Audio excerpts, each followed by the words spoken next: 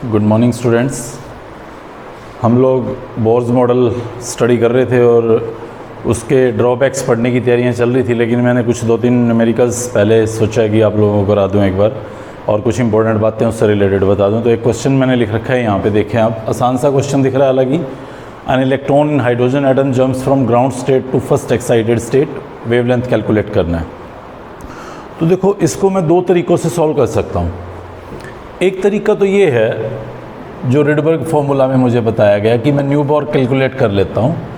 ये जो new bar होता है, this is equal to R1/N1 square minus N2 square into Z square, जहाँ R की वैल्यू मुझे पता है 109677 सेंटीमीटर इनवर्स में होती है ये।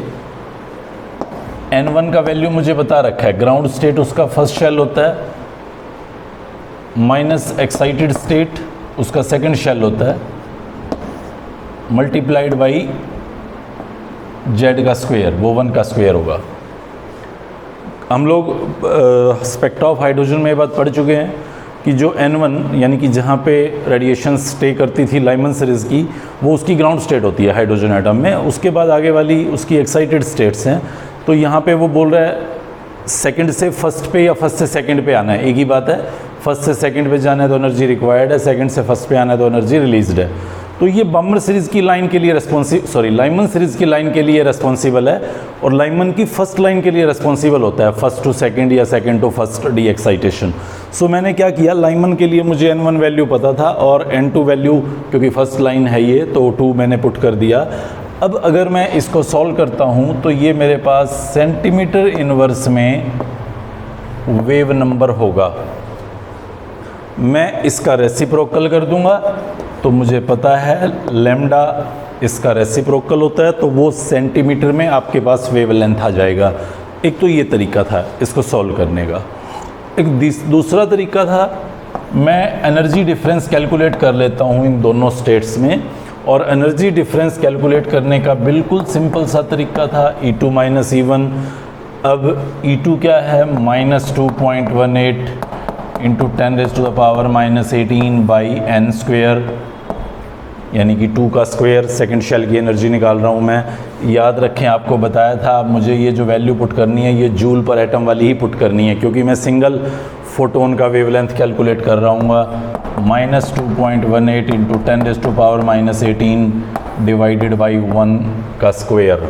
और जब इसको मैं सोल्व करता था तो 2.18 इंटू 10⁻⁻18 इंटू 3/4, ये जो वैल्यू आती थी ये डिफरेंस ऑफ द एनर्जी आता था, डेल्टा E। और इसको मैं पुट कर सकता था hc/लैम्डा के, या मैं इसको थोड़ा सा और सेपरेट करके लिखूं hc1/लैम्डा, जो मैं न्यू बार की फॉर्म में सॉल्व कर सकता हूं, या लैम्डा यहाँ पे कैलकुलेट कर सकता हूं। तो दोनों टेक्निक्स अगर आप पैरेलली देखें तो दोनों हमें काफ़ी हद तक डिफरेंट नज़र आती हैं, लेकिन अगर आप सॉल्यूशन देखेंगे लैम्डा कैलकुलेट करने का यहाँ पे या लैम्डा कैलकुलेट करने का यहाँ पे, वो दोनों में आपको सेम आंसर मिलेगा। तो समटाइम हमें लगता है ये सेम कैसे हो गया, तो एक्चुअली अगर हम देखें थोड़ा केयरफुली तो हमें लगेगा कि ये सारा फॉर्मूला इसी से लिंक्ड है, डिराइव्ड है। तो किस तरह से डिराइव्ड है, हम लोग एक बार उसे यहाँ समझने की कोशिश करते हैं। देखो कैसे मैं इसको सॉल्व करूँगा।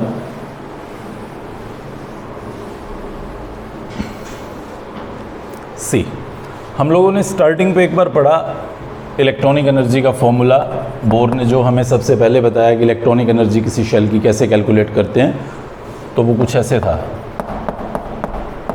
-2π² m e⁻⁴ z² divided by n² h²।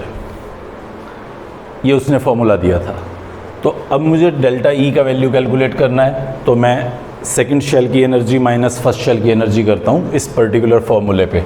So this is -2π² m e⁻⁴, z1 है उसको छोड़ देता हूँ, z का स्क्वायर 1 रहेगा, n² मीन्स 2 का स्क्वायर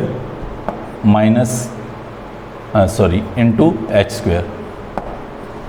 ये आपका सेकंड शेल का मैंने एनर्जी लिखा है, माइनस फर्स्ट शेल का लिख रहा हूँ -2 pi square m e raise to the power 4 divided by 1 का square into H square.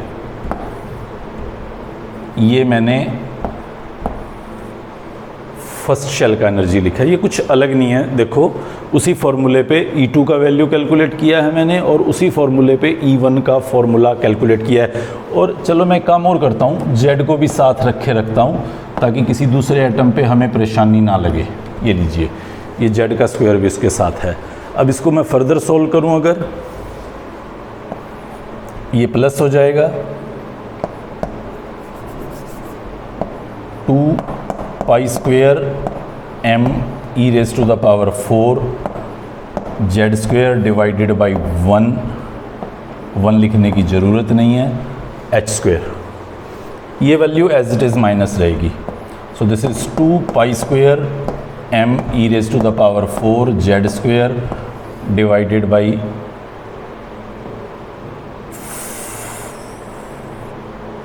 4 into H square. देखें आप इसको एक बार, ये कुछ नहीं किया मैंने, ये सिंपल वही मैथमेटिक्स है जो हम लोग पहले यूज़ कर रहे थे। ये सही है, ये कोई इशू नहीं है इसके पीछे। अब मैं क्या करता हूँ, थोड़ा स्पेस मुझे यहाँ क्रिएट करना होगा, यहाँ कर लेता हूँ। इसमें से 2 pi square m e raise to the power 4 और z स्क्वायर वो कॉमन ले लेता हूँ, डिवाइडेड बाई एच स्क्वायर ये कॉमन ले लेता हूँ। तो आप ध्यान देंगे, अब ये रह गया 1 माइनस 1 बाई 4, 1 माइनस 1 बाई 4। ये आपके पास डेल्टा ई का वैल्यू निकल रहा है, ये डेल्टा ई आप कैलकुलेट कर रहे हैं। सो अब आप यहाँ पे आएंगे इस ऊपर वाले फॉर्मूले पे जहाँ पे हम लोग न्यू बार कैलकुलेट करना देखते थे।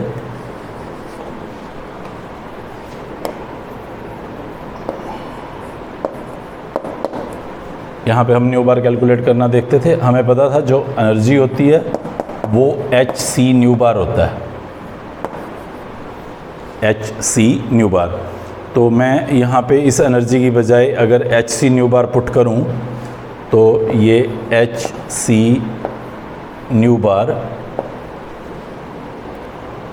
That is equal to 2 pi square m e raise to the power 4 z square divided by H square into ये आपका देख सकते हैं 1/1 माइनस 1/4 ये आ गया। अब अगर मैं यहाँ से न्यू बार कैलकुलेट करूँ तो this nu bar will be equal to, मैं एक बार चेक कर लेता हूँ कहीं वर्ड्स कट तो नहीं रहे हैं, नहीं सही है। So nu bar this is equal to 2 pi square m e raise to the power 4 z square divided by h, ये नीचे आएगा तो h क्यूब बन जाएगा और एक c और एक्स्ट्रा आ गया, this is equal to 1/1 minus 1/4। तो अब फिर दोबारा अगर आप सिर्फ इस चीज़ को देखें, ये जो मैं यहाँ पे बाउंड्री में ले रहा हूँ, इस वैल्यू को अगर आप देखें, मीन्स आप पाई का वैल्यू पुट कर दें, mass of electron, reduced mass actually put करते हैं हम इसका, वो हम लोग किसी दूसरे टाइम पे पढ़ेंगे क्या होता है, और इलेक्ट्रॉनिक चार्ज और प्लैंक्स कांस्टेंट और स्पीड ऑफ द लाइट, ये सब वैल्यूज़ अगर मैं यहाँ पे पुट कर देता हूँ तो what I will obtain that will be the value of this Rydberg constant R. ये आर की वैल्यू आएगी हमारे पास अगर मैं ये सारी वैल्यूज़ पुट कर देता हूँ, जो 109677 सेंटीमीटर इनवर्स बोलता हूँ वो यही है। तो अब आप देख सकते हैं न्यू बार का जो फॉर्मूला मेरे पास यहाँ पे निकला है, उसमें ये एक वैल्यू जिसको मैं आर लिख देता हूँ, ये जेड स्क्वायर जो कुछ भी हो सकता था according to atom, and 1/1 minus 1/4, 1 क्या था, n1 था, और 4 क्या था, ये n2 का स्क्वायर था, ये 1 का स्क्वायर n1 का स्क्वायर था, ये n2 का स्क्वायर था, और यही रेडबर्ग फार्मूला था। आप देख सकते हैं बोर ने जो एनर्जी का फार्मूला बताया हुआ है हमें और जो रेडबर्ग फार्मूला है वो बेसिकली एक दूसरे से लिंक्ड हैं, इसलिए आप चाहे इस पर्टिकुलर टेक्निक से सीखें या इस पर्टिकुलर टेक्निक से सीखें उसमें किसी तरह का कोई इशू एग्जिस्ट नहीं करता। आई होप आप इस चीज़ को समझ पाएंगे। ये सिर्फ मैंने इतना ही बताने की कोशिश की है कि सम टाइम देखते हैं कि एक जगह पे क्वेश्चन एक तरीके से सॉल्व किया जा रहा है, जबकि दूसरी जगह पे वही क्वेश्चन दूसरी तरीके से सॉल्व किया जा रहा है। तो वो दोनों फॉर्मूले आपस में किस तरह से लिंक्ड हैं, ये आप यहाँ पे अच्छी से समझने की कोशिश कर सकते हैं। तो चलिए हम लोग नेक्स्ट क्वेश्चन की तरफ आगे बढ़ेंगे।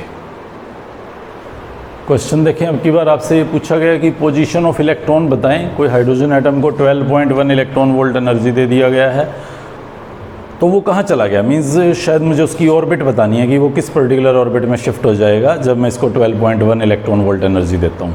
तो चलो सबसे पहले मैं इलेक्ट्रॉनिक एनर्जी का फॉर्मूला लिखता हूँ, En that is equal to -13.6 over n square electron volt. Z का वैल्यू दिखा नहीं रहा क्योंकि मुझे पता है हाइड्रोजन एटम की बात चल रही है। ये किसी भी शेल की इलेक्ट्रॉन की एनर्जी निकालने का फॉर्मूला था। न्यूक्लियस के बाहर बहुत सारी शेल्स होती हैं, इलेक्ट्रॉन हमेशा ग्राउंड स्टेट में रहता है, तो ग्राउंड स्टेट में इलेक्ट्रॉन की एनर्जी क्या होगी वो निकालना मेरे लिए कोई मुश्किल की बात नहीं है। -13.6 इलेक्ट्रॉन वोल्ट वो उसकी यहाँ पे प्रेजेंट एनर्जी है। अब मैंने उसको 12.1 इलेक्ट्रॉन वोल्ट एनर्जी दे दिया, see here 12.1 electron volt energy दे दिया, तो उसकी एनर्जी कितनी बन गई 1.5 इलेक्ट्रॉन वोल्ट नेगेटिव। ये प्रेजेंटली इलेक्ट्रॉन की एनर्जी बन चुकी है। तो बस मुझे ये देखना है कि ये जो एनर्जी बनी है ये किस एन को रेस्पॉन्ड करने वाली है, किस एन के कॉरेस्पॉन्डिंग है। तो मैं इलेक्ट्रॉनिक एनर्जी को लिख देता हूँ -1.5 जो नई एनर्जी बन गई है, और मैं उसकी पोजीशन सर्च करना चाहता हूँ। मीन्स मैं यहाँ पे n स्क्वेयर और फर्दर n का वैल्यू देखना चाहूँगा। तो ये n स्क्वेयर लगभग 9 के आसपास आएगा, यानी कि n लगभग 3। ये लगभग वर्ड में क्यों बोल रहा हूँ, ऐसा बहुत रेयर होता है कि क्वेश्चन में आपको एग्जैक्ट 9 मिले। सो लेट मी से इट 8.9 मिल गया या 9.1 मिल गया, तो आप इसको अप्रॉक्सीमेट 9 कर दीजिए। या यहाँ पे हो सकता है आपको फ्रैक्शन में दिखे, अगर वहाँ आप नहीं करते तो यहाँ कर लेना। मान लीजिए 2.9 आ गया या 3.1 आ गया, तो यू विल जस्ट अज्यूम कि ये अप्रॉक्सीमेट 3 है। एग्जैक्ट वैल्यू रेयर होता है कि आए, बट अगर सपोज अगर आप सोचें कि अच्छा सर 1.5 आ जाए तो क्या करें, 2.5 आ जाए तो क्या करें, तो देखो ये बहुत मुश्किल है, ऐसा कुछ होने नहीं वाला। जो भी आपको पर्टिकुलरली डाटा गिवन होगा वो data according to the near to the exact values ही होगा, तो आपका आंसर नियर अबाउट ही मिलेगा। इन बिटवीन फंसने के कोई चांस नहीं है, और अगर फंसते हैं तो फिर आपकी चॉइस है, बीच में तो वो लटक नहीं सकता। मान लो या 3.5 आ जाता किसी क्वेश्चन में, तो चाहे आप फिर 3 लिख दो चाहे 4 लिख दो, फिर आपके ऊपर कोई ऑब्जेक्शन नहीं है। बट ये सिचुएशन रेयर आपके सामने आने वाली है। एक और छोटी सी टर्मिनोलॉजी मैं यहाँ समझाना चाहता हूँ, पीछे कुछ मिस्ड थी। 2 चीज़ें हालांकि समझा चुका हूँ, बट चलो एक बार नए सिरे से समझने की कोशिश करते हैं उन 3 टर्म्स को। इसको तो रहना था यहीं, चलो कोई बात नहीं। देखो एक टर्म आती है हमारे पास आयनाइजेशन एनर्जी, एक टर्म आती है हमारे पास एक्साइटेशन एनर्जी। आप तीनों को दिमाग में अलग अलग रखिएगा, ये आने वाले टाइम में काम आएगी। आज तो आपको कहीं बुक्स में नहीं दिखने वाली इतनी बहुत ज़्यादा, बट जैसे ही हम थोड़ा सा आगे बढ़ेंगे तो ये तीनों चीज़ों को हमें क्लियर कट दिमाग में डिस्टिंग्विश्ड फॉर्म में रखना होगा। तो एक बार फिर दोबारा से आप किसी एटम को अज्यूम करें, जैसे ये मान लीजिए मेरे पास एटम है और ये उसकी बहुत सारी शेल्स हैं और ये इनफाइनाइट शेल है। इलेक्ट्रॉन सपोज कीजिए यहाँ पड़ा हुआ है, ये उसकी ग्राउंड स्टेट है। अगर मैं इस इलेक्ट्रॉन को इनफाइनाइट शेल में लेके जाना चाहता हूँ, दैट मीन एटम से बाहर निकाल देना चाहता हूँ, तो जो एनर्जी मुझे लगानी पड़ती है वो आयनाइजेशन एनर्जी है। एक्साइटेशन एनर्जी क्या है, इलेक्ट्रॉन को मैं एक्साइट करवाना चाहता हूँ, कहाँ पे, यहाँ कराना चाहता हूँ, ये उसकी एक्साइटेड स्टेट है, तो वो फर्स्ट एक्साइटेशन एनर्जी होगी। फिर मैं यहाँ भेजना चाहता हूँ, कुछ एनर्जी लगेगी, ये सेकंड एक्साइटेशन एनर्जी होगी, यहाँ से यहाँ जंप कराने में, यहाँ से यहाँ जंप कराने में, यहाँ से यहाँ, तो इस तरह से ये एक्साइटेशन एनर्जीज होंगी। एक होता है सेपरेशन एनर्जी। सपोज कीजिए किसी सिचुएशन में इलेक्ट्रॉन यहाँ पड़ा हुआ है या यहाँ किसी भी एक्साइटेड स्टेट में पड़ा हुआ है, तो उस एक्साइटेड स्टेट से उसको बाहर करने के लिए जब हमें कोई एनर्जी लगानी पड़ती है तो वो सेपरेशन एनर्जी होती है। किसी भी स्टेट से जब आप उसको बाहर निकालेंगे ग्राउंड स्टेट को छोड़ के, तो वो जो एनर्जी आपको रिक्वायर्ड होती है उस एनर्जी को हम बोलते हैं सेपरेशन एनर्जी। कभी कभार कुछ क्वेश्चंस में ये वर्ड दिखेगा, बट एक्साइटेशन एनर्जी बहुत पॉपुलर है। आप उसे किसी स्टेट पे एक्साइट करवाना चाह रहे हैं, यहाँ से यहाँ लेके जाना चाह रहे हैं, तो ये एक्साइटेशन एनर्जी है। यहाँ से आप उसको यहाँ लेके जाना चाह रहे हैं, तो ये भी एक्साइटेशन एनर्जी है।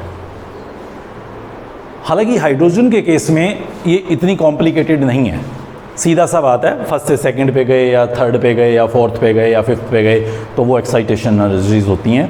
लेकिन जो मल्टी इलेक्ट्रॉन स्पेसिस होती हैं उसमें एक्साइटेशन एनर्जी इतनी सिंपली एक्सपेंड नहीं होती है। तो हम लोग आगे जैसे जैसे चैप्टर में पढ़ेंगे तो हम एक बार फिर से इस एक्साइटेशन एनर्जी को वहाँ पे स्टडी करेंगे, बट एक बार दिमाग में आप इन तीनों टर्म्स को रख के आगे चलिएगा।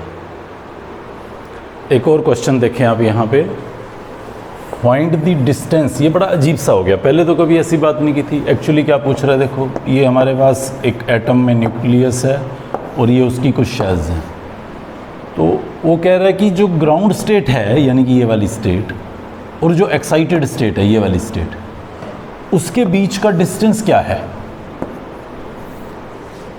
तो देखो यहाँ मैंने राइट साइड पे दो फार्मूले लिख रखे हैं। हालांकि मैथमेटिकली हम ड्राइव कर सकते हैं बोर के पोस्टुलेट और क्वांटम थ्योरी को कोरिलेट करके, बट ना तो वो हमारी नीड है और ना हमसे किसी क्वेश्चन की फॉर्म में पूछा जाने वाला। तो इसलिए बेटर है हम ये दो फार्मूले, जैसे हमने इलेक्ट्रॉनिक एनर्जी का फार्मूला लिखा हुआ था -2 π² me⁴n², उसको भी ड्राइव किया जाता है। क्वांटम मैकेनिक्स ने उसको ड्राइव किया और बहुत बड़ी, शायद 3 या 4 पेज की डेरिवेशन है। तो अब वो 3-4 पेज की डेरिवेशन का जो मैथमेटिक्स है वो हमारे लेवल का कतई नहीं है, तो हम लोग उसके पीछे नहीं जाते कि वो कहाँ से आ गया है कूद के। वो जब इन फ्यूचर आप पढ़ेंगे तो आपको पता चल जाएगा। सिमिलरली ये वेलोसिटी का या मैंने रेडियस का कॉन्सेप्ट जो यहाँ फार्मूले के फॉर्म में डाला हुआ है वो भी आप इन फ्यूचर हो सकता है कहीं पार्टिकल फिजिक्स के पार्ट्स हैं ये वहाँ पे पढ़ सकते हैं, या केमिस्ट्री में बहुत लेटर स्टेजेस पे ये आता है। तो हमें उसके पीछे नहीं जाना, हमें बस फार्मूला याद रखना है कि वेलोसिटी अगर किसी इलेक्ट्रॉन की निकालनी है किसी शेल में तो ये एक सुटेबल फार्मूला है, और रेडियस अगर मुझे कैलकुलेट करना है तो ये दूसरा सुटेबल फार्मूला है। तो बस आप इसको ध्यान रख लें, ये n का स्क्वायर है यहाँ। तो हालांकि मुझसे इस क्वेश्चन में पर्टिकुलरली वेलोसिटी को लेके कुछ नहीं पूछ रखा था, रेडियस को लेके पूछ रखा था। तो मैं क्या देखता हूँ, ये मान लीजिए आपके पास फर्स्ट शेल है और ये थर्ड शेल है और इसके बीच का डिफरेंस देखना है मुझे। तो ये जो डिफरेंस होगा वो simply I can write it like R3 - R1। ये यहाँ से लेके यहाँ तक ये R1 है और ये यहाँ से लेके यहाँ तक ये R3 है। तो मैं इस वैल्यू से इस वैल्यू को माइनस कर दूंगा तो ये वैल्यू आ जाएगी। ये बहुत ही सिंपल मैथमेटिक्स है। तो मतलब न्यूक्लियस के सेंटर से थर्ड शेल का डिस्टेंस देख लेता हूँ और फर्स्ट का देख लेता हूँ और डिफरेंस कैलकुलेट कर लेता हूँ। तो देखिए थर्ड शेल का डिफरेंस कैसे देखूँगा मैं, थर्ड शेल का डिस्टेंस 0.529 × n² यानी कि 3 का स्क्वायर डिवाइडेड बाई z। तो 1 है हाइड्रोजन के लिए तो कोई इशू ही नहीं है। तो ये मेरे पास थर्ड शेल का एंगस्ट्रॉम में डिस्टेंस हो गया, माइनस फर्स्ट शेल का। तो फिर वही की वही स्टोरी है, 0.529 × 1 का स्क्वायर, ये फर्स्ट शेल का डिफरेंस है। z तो वहाँ भी कुछ नहीं था, यहाँ से 0.529 कॉमन ले लेता हूँ, 9 - 1 तो 0.529 × 8 एंगस्ट्रॉम में मैं इस आंसर को इजीली रिपोर्ट कर दूंगा। ये डिस्टेंस होगा between second excited state and ground state. So अब हम लोग बोर्स के ड्रॉबैक्स की तरफ बढ़ते हैं आगे। तो यहाँ मैंने आपके सामने 4 मेजर ड्रॉबैक यहाँ पे दिखा रखे हैं। कुछ माइनर ड्रॉबैक्स की ऑलरेडी बात कर चुका था, लाइक क्यों फर्स्ट शेल तक तो इलेक्ट्रॉन आ जाता है बट न्यूक्लियस में नहीं जाता, why that is not entering in nucleus. मैं इस बात को भी यहाँ पे आफ्टर 1 और 2 लेक्चर एक्सप्लेन करूँगा कि वो न्यूक्लियस के अंदर क्यों नहीं जाता। बट बोर इस बात को नहीं एक्सप्लेन कर पाया था कि वो न्यूक्लियस के अंदर क्यों नहीं जा पा रहा, वो क्यों फर्स्ट शेल पे रुक गया है, क्यों वो वहीं पे मैक्सिमम स्टेबल हो गया है। ये बात हम लोग वहाँ पढ़ेंगे। सेकेंड थिंग जो मैंने यहाँ पे दिखा रखा है, आप लोगों से पहले भी बता चुका हूँ कि हाइड्रोजन के स्पेक्ट्रा को बोर ने बहुत अच्छे से एक्सप्लेन किया, कैसे लाइंस आ रही हैं, कैसे लाइमन बार्मर सीरीज अपीयर हो रही हैं। बट अगर मैं मल्टी इलेक्ट्रॉन स्पेसिस कोई डिस्चार्ज ट्यूब में रख देता या उस बल्ब में फिल कर देता तो फिर वो उसे इतना इफ़ेक्टिवली एक्सप्लेन नहीं कर पाता था, रिजल्टिंग ये बोर का एक और ड्रॉबैक हमारे सामने था। एक दूसरा पॉइंट देखें मैंने यहाँ पे लिखा हुआ है ज़ीमैन एंड स्टार्क इफेक्ट। क्या है ये ज़ीमैन एंड स्टार्क इफेक्ट? सबसे पहले इसको समझते हैं। देखिए मैंने एक डिस्चार्ज ट्यूब में हाइड्रोजन गैस फिल कर लिया था, ये बैटरी से कनेक्ट कर दिया है, ये डिस्चार्ज ट्यूब दिखाई है। वो लास्ट एग्जांपल में मैंने बल्ब दिखाया होगा, उसमें हाइड्रोजन गैस लो प्रेशर पे फिल किया होगा, यहाँ पे भी वैसा ही है, बस एक डिस्चार्ज ग्लास ट्यूब है 6 सेंटीमीटर की, जिसमें 2 मेटल के रोड है, अंदर हाइड्रोजन गैस फिल कर रखा है। काम सारा वही होने वाला है। इसको भी मैं इलेक्ट्रिकल एनर्जी देने वाला हूँ और यहाँ से कुछ रेडिएशंस निकलती हैं, प्रिज्म से पास करता हूँ और यहाँ फोटोग्राफिक फिल्म पे ऑब्जर्व करता था तो कुछ लाइंस अपीयर होती थी। एक लाइन दिखाई है मैंने अभी आपको। अब ज़ीमन इफेक्ट क्या कहता है कि अगर मैं यहाँ सोर्स को कुछ मैग्नेटिक फील्ड दे दूँ, ये सोर्स है जहाँ से रेडिएशंस निकल रही हैं, अगर मैं इसको कुछ मैग्नेटिक फील्ड दे दूँ, external magnetic field, north south दिखा रहा हूँ ये फील्ड मैग्नेटिक, तो मैं क्या ऑब्जर्व करता हूँ कि ये लाइंस जो हैं वो जब ज़्यादा रिजोल्यूशन में देखता हूँ तो मुझे ये स्प्लिट होती दिखाई देती हैं। ये ज़ीमन इफेक्ट था कि जब सोर्स पे एक्सटर्नल मैग्नेटिक फील्ड लगाया जाता है तो स्प्लिटिंग ऑफ लाइन ऑब्जर्वेबल है। स्टार्क इफेक्ट भी यही है। जब मैं यहाँ सोर्स के बाहर इलेक्ट्रिक फील्ड लगाता हूँ तो भी ये लाइंस में स्प्लिटिंग ऑब्जर्वेबल है। पहले तो सिंपल लाइन में सुन लो ज़ीमन और स्टार्क इफेक्ट क्या है। जब सोर्स के बाहर मैग्नेटिक फील्ड लगाया जाएगा तो निकलने वाली रेडिएशंस स्प्लिट हो जाती हैं, और जब इलेक्ट्रिक फील्ड लगाया जाएगा तो भी वो स्प्लिट हो जाती हैं। तो मैग्नेटिक फील्ड पे स्प्लिटिंग ज़ीमन इफेक्ट है और इलेक्ट्रिक फील्ड पे स्प्लिटिंग स्टार्क इफेक्ट है। बोर इस बात को प्रॉपरली एक्सप्लेन नहीं कर पाया, ऐसा कुछ ऑब्जर्व नहीं कर पाया। हमारे दिमाग में आता है जी इसका बोर से क्या लेना देना, उसने तो सिंपली यही बोला था सिंपली कि भाई लाइंस आ रही हैं, ये स्प्लिटिंग हो रही होगी, क्या पता किस बात पे हो रही हो। हाँ, तो यही तो हमें देखना है। ये जो ऑर्बिटल स्प्लिट होती हैं, हम लोग रिजोल्यूशन में देखते हैं कि लाइंस जो हैं वो 3 लाइंस में स्प्लिट हो रही हैं। हालांकि ये स्पेक्ट्रा का बहुत डिटेल स्टोरी है, डीप स्टोरी है, जो हम बहुत ज़्यादा नहीं पढ़ने वाले, बट इतना हमें आइडिया लेना है कि जो ये लाइंस मैं बोल रहा हूँ 3 में स्प्लिट हो रही हैं, वो 3 में स्प्लिट होने का क्या मतलब है? शायद इलेक्ट्रॉन्स की कुछ 3 अलग अलग ओरिएंटेशन हो सकती हैं। ओरिएंटेशन, ये ओरिएंटेशन का क्या मतलब है? बस इस बात को दिमाग में रखो कि लाइंस की स्प्लिटिंग हमें कुछ इलेक्ट्रॉन का शेल में डिफरेंट ओरिएंटेशन का आइडिया देता है, क्योंकि हम ये समझते थे कि एक लाइन एक शेल से दूसरी शेल में ट्रांसफ़र की वजह से हुई है। अब देख रहे हैं कि उन लाइंस में स्प्लिटिंग भी हो रही है, तो मतलब इलेक्ट्रॉन उनमें भी कहीं कुछ सेपरेट लोकेशन पे या सेपरेट ओरिएंटेशन पे हो सकता है। हम लोग लेटर पार्ट पे इस ओरिएंटेशन वर्ड को फिर समझने की कोशिश करेंगे। आज बस इतना ध्यान रखें कि ज़ीमन और स्टार्क इफेक्ट के बारे में बोर कुछ एक्सप्लेन नहीं कर पाया। नेक्स्ट देखें, ड्यूअल बिहेवियर ऑफ इलेक्ट्रॉन। अगर अभी तक की मैं हमारी स्टडीज़ को देखूं तो हमारे दिमाग में फिर वही कुछ ऐसा लगता है कि इलेक्ट्रॉन कुछ न्यूक्लियस के बाहर यूं घूम रहा है, जैसे आप बोलेंगे वो गया इलेक्ट्रॉन, देखो वो गया इलेक्ट्रॉन, वो गया इलेक्ट्रॉन। ऐसा कुछ है नहीं। ये वही पुराना एग्जाम्पल बता रहा हूँ। एक बल्ब है सपोज न्यूक्लियस, उसके बाहर एक मच्छर घूम रहा है जिसको मैं समझ रहा था इलेक्ट्रॉन, तो आप डेफिनेटली कह सकते हैं वो रहा मच्छर, वो चला गया, वो इधर गया, वो लेफ्ट मुड़ा। आप इलेक्ट्रॉन के बारे में भी ऐसा ही कहना चाहते हैं, ये इलेक्ट्रॉन का पार्टिकल कैरेक्टर होगा। लेकिन हमें लेटर स्टेजेस पे पता चला कि इलेक्ट्रॉन का एक्चुअली ड्यूअल बिहेवियर है। वेव की तरह से भी इलेक्ट्रॉन बिहेव करता है और पार्टिकल की तरह से भी इलेक्ट्रॉन बिहेव करता है।